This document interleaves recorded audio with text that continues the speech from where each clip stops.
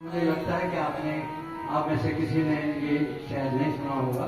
अगर किसी ने सुना तो मुझे बताए। सत सृष्टि पांडव रसिय राज राज नमो नमः। सत सृष्टि पांडव रसिय राज राज नमो नमः।